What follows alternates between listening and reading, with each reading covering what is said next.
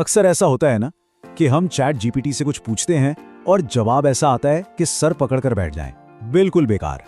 तो आज हम इसी मसले की जड़ तक जाएंगे और ये सीखेंगे कि एआई से ठीक वही काम कैसे करवाया जाए जो हम चाहते हैं।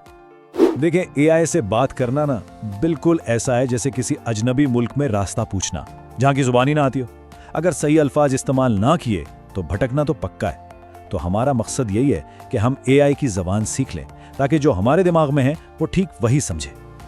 अब जरा ये मिसाल देखें। एक तरफ है कुछ मुतासिर कुन लिखो और दूसरी तरफ तुलबा के लिए एक हौसला अफजा कॉल लिखो। फर्क साफ जाहिर है।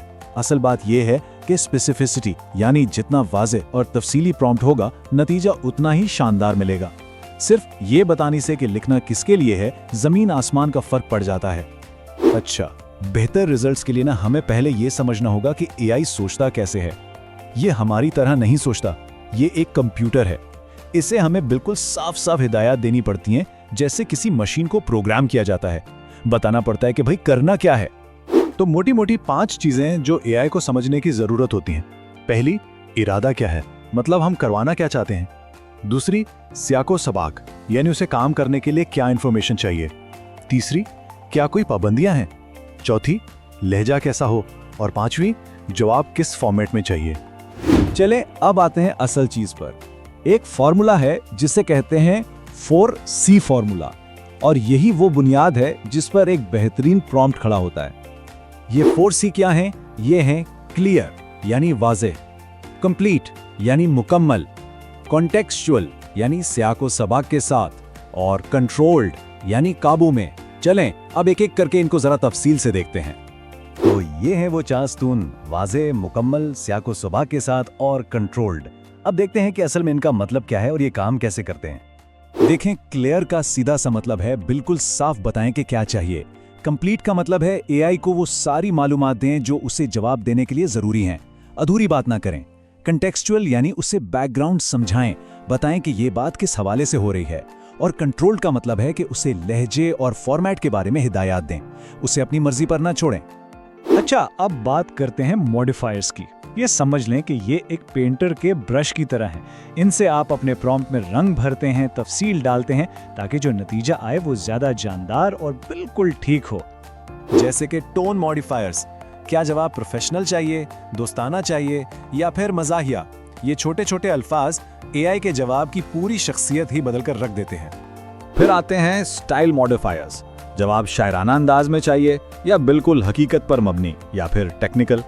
उनसे मवाद के आर्टिस्टिक पहलू को कंट्रोल किया जा सकता है। और फॉर्मेट मॉडिफायर्स तो बहुत काम के हैं। क्या जवाब बुलेट पॉइंट्स में चाहिए या टेबल की शक्ल में या फिर एक डायलॉग की तरह। ये पहले से बता देने से बाद में फॉर्मेटिंग करने का सारा वक्त बच जाता है। डेप्थ मॉडिफायर्स एक तरह से वॉल्यूम कंट्रोल की तरह हैं। जवाब कितना तफसीली चाहिए या बस मुख्तसर सा, माहिर की तरह समझाओ या बच्चों की तरह आसान करके बताओ। इससे आप इंफॉर्मेशन की गहराई को अपने हिसाब से सेट कर सकते हैं। ये एक एडवांस टिप है। अपने प्रॉम्प्ट के सबसे अहम हिस्सों पर जोर देने के लिए डबल ब्रैकेट इस्तेमाल किए जा सकते हैं, या कहा जा सकता है कि इस बात पर ज्यादा तवज्जो दो। ये बिल्कुल वैसा ही है जैसे किसी किताब में हाइलाइटर इस्तेमाल करना। तो अब तक हमने ये सब सीख लिया कि एक पावरफुल एआई प्रॉम्प्ट कैसे लिखा जाता है। अब इन सबको एक साथ मिलाकर देखते हैं और साथ ही कुछ आम गलतियों पर भी नजर डालते हैं जिनसे बचना बहुत जरूरी है। लेकिन अच्छी बात यह है कि आम गलतियों से बचना बहुत आसान है। बस ये पता होना चाहिए कि ध्यान किस चीज पर देना है। अक्सर लोग मुबहम हिदायत दे लेते हैं, सियाको सबाक बताना भूल जाते हैं या लहजे का जिक्र नहीं करते। इन सबको ठीक करना कोई मुश्किल काम नहीं। अब जरा ये देखें, एक तरफ है एआई के बारे में लिखो और दूसरी तरफ है एक तफसीली प्रॉम्प्ट।